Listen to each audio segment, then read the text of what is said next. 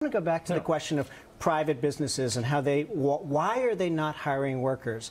There's surveys of private businesses. They ask employers, why aren't you hiring people? What those employers say is not that their taxes are too high. It's coming. It's not demand. that they're regulation. It's demand. I know it's coming. Not that it's Obamacare, not that it's regulation. They say there's not consumer demand. Why is it there consumer demand? Because consumers are tapped out. And one reason they're tapped out, one reason the middle class doesn't have money to spend right now is because all of the money that's generated by, most of the money generated in our economy right now is going to that top 1%. Corporate profits are at a near record high.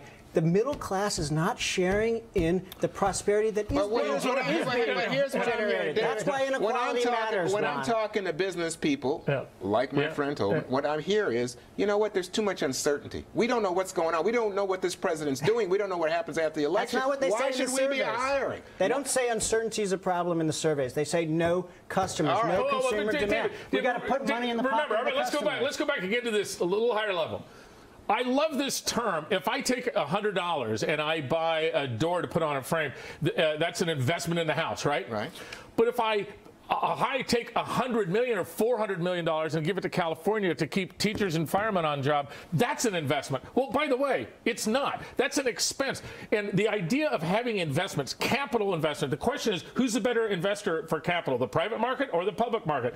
This administration feels that the way we built prosperity, the most incredible economy in the world, was that the government took private capital and turned it into taxes, then invested it, and that's how we made prosperity. And Juan, you know that's not right. You don't believe that, but let me just say, you do believe, I believe, when I'm talking to you, in education and infrastructure spending by the government. I would go back to the 50s and say, what was a real investment? The Eisenhower freeway system, that was an investment. I'd say so you say yes to that, because a minute ago I thought David was in trouble with you when he said the word stimulus. I thought you were going to beat him in the head. Stimulus, of course, is the BS word. Stimulus is a code word for taking taxes from rich people and spending money on services. You just said yes to spending on infrastructure and education. David, what do you say?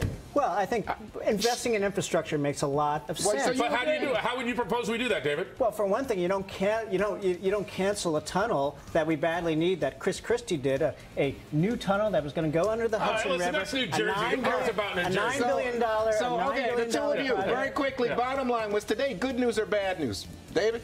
It was more of the same. Dave, we're going nowhere, and the odds are we're going less where fast. This doesn't look good. Gentlemen, thank you so much.